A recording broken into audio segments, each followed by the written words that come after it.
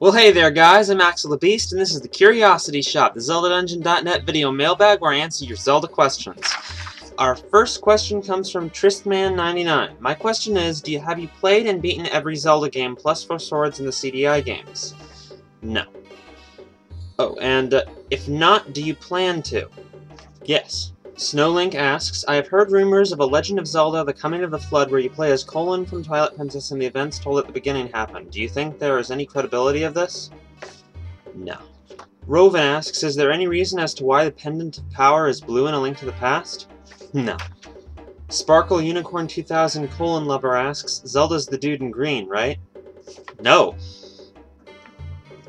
Link 1997 asks, is Hyrule a land like America or is it a planet like Earth?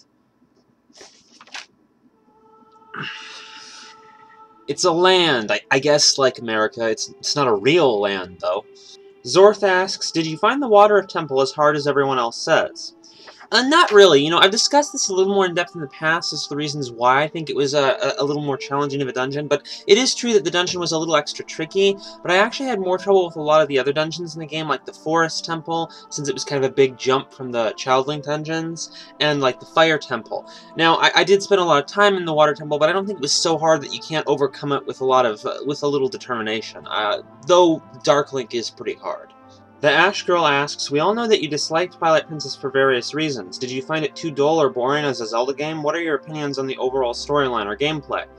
You know, I have complained about Twilight Princess a lot, so much so that it's almost become like this running gag with the Mailbag fans that I hate the game.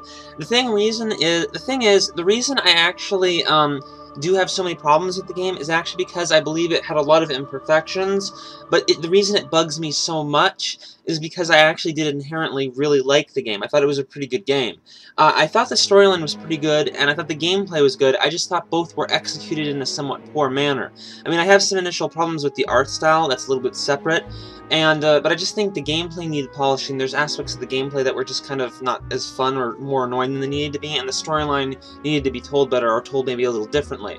But I think it's essentially a good game. Great Wizrobe asks, do you think Princess Midna ever considered that by breaking the mirror she was permanently preventing any possible cultural, intellectual, and philosophical values from being shared between the Hylians and the people of the Twilight Realm? Do you think she should have broken the mirror? That's a very interesting question, to be honest. When I saw that part of the game, and where Midna did that, I sort of kind of thought, why? Ultimately, I think, culturally, all that stuff you mentioned, there's not a lot of that stuff that was really needed to be shared. I got the feeling that aside from Xanth's twisted version of the Twilight, it was a very similar culture to the people of Hyrule. Maybe there's probably some differences we never saw, but other than that, I don't think they were so different. I think the main differences that and stuff shared between the cultures would have sort of been handled by you know, Midna meeting Link and Link meeting Midna, and, well, Zelda too. I think that's where the cultures meshed. And aside from that, I guess the reason that Midna broke the mirror is because when the two, you know, elements, whatever you want to call them, light and shadow meshed, you had problems with the light, like the light world where all the people were spirits. It just didn't work. They didn't mix together, and that was Ganondorf's whole plot. So I guess the assessment was that it was just too dangerous to allow that to happen again, to allow these elements to mix and destroy each other.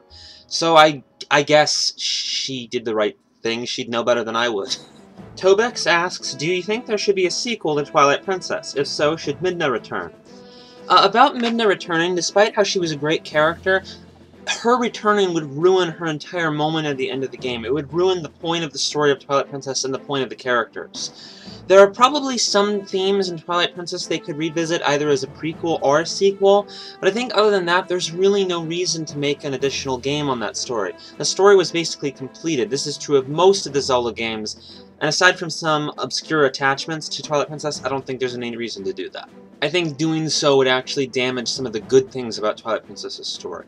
Juicy J asks, since A Link to the Past was made as a prequel to The Legend of Zelda, why would Nintendo make Ganon die at the end? Shouldn't this game have explained how Ganon came to be in the first game? Well, I don't think the game could have ended with him coming to power like he was at the beginning of The Legend of Zelda.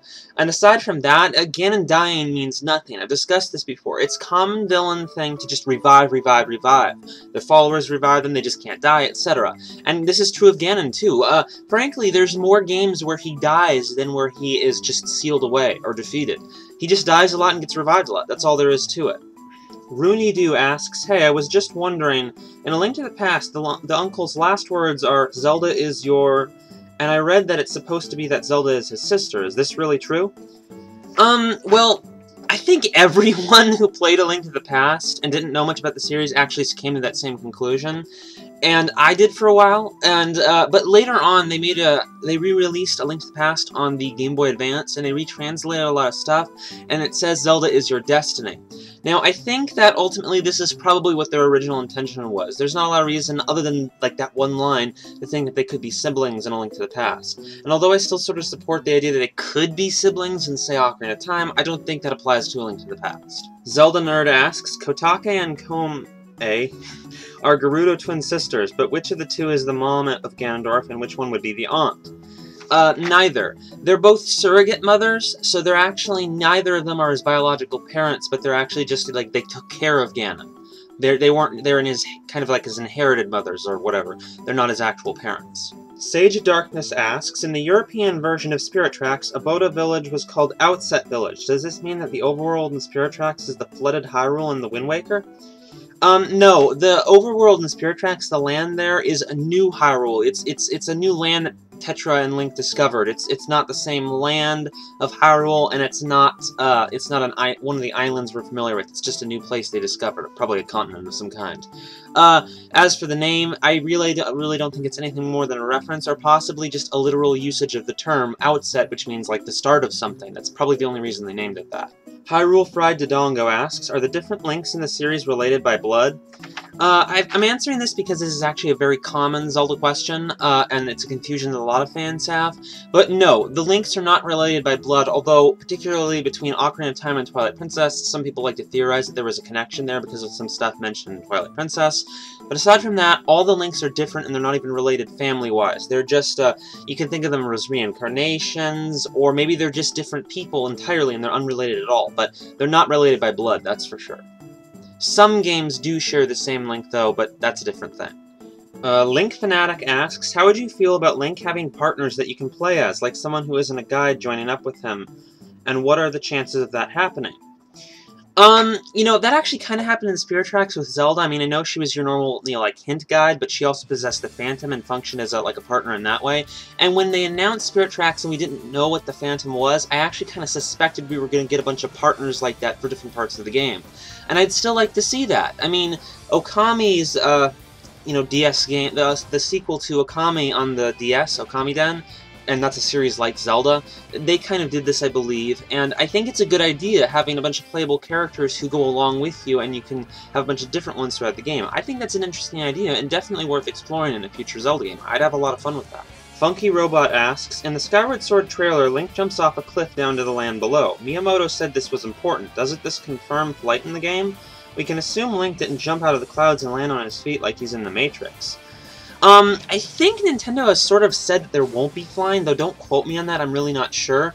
I personally am very skeptical of that happening, like just, you know, like flying through the air, you know, shooting at stuff or whatever. But, the thing is the Skyward Sword is the reason he can travel between Skyloft and the land below, so it probably somehow lets him go down to the land below. Maybe he just floats down, I don't know. But, that's what's going on. He survives somehow because of the Skyward Sword. That's all we know. We're gonna have to see what they do in the game itself. Martin Glow asks, so if you play the trailer music in the latest Skyward Sword trailer backwards, you get Zelda's Lullaby. Could this potentially be a clue into the story of the new game? Maybe a look at the development of the royal family? You know, I don't think it means a lot. I think it's just an Easter egg. I think it's just a classic Zelda theme, which plays in a lot of the Zelda trailers, you know, playing again in this new trailer as a bit of a secret or whatever. Or, you know, it could even be an accident that it plays when you play it backwards. I don't know. But, I mean, I'd like to say that it implies the royal family thing, because I actually keep saying that it's gotta be the royal family in Skyward Sword, the creation of the royal family, but there's no proof of it. I wouldn't put too much stock or take too seriously that they did that with the music. I think we'll just have to see. I think it's just a cameo thing. Alright guys, that's it for this time. Be sure to send your questions to the contact page or email address in the description, but also, because Mossy's, the Webmaster of Zelda Dungeon, had some hands-on time with Ocarina of Time 3DS, which is awesome, by the way, you should also send me some Ocarina of Time 3DS questions that I'll send to him to do a special Ocarina of Time 3DS mailbag, probably this weekend. So yeah, do that, and I'll make sure he gets them, and I'll see you guys later. Nintendo Hound asks, why do you always have that hat on? Are you ashamed of your hair? What's wrong with my hair?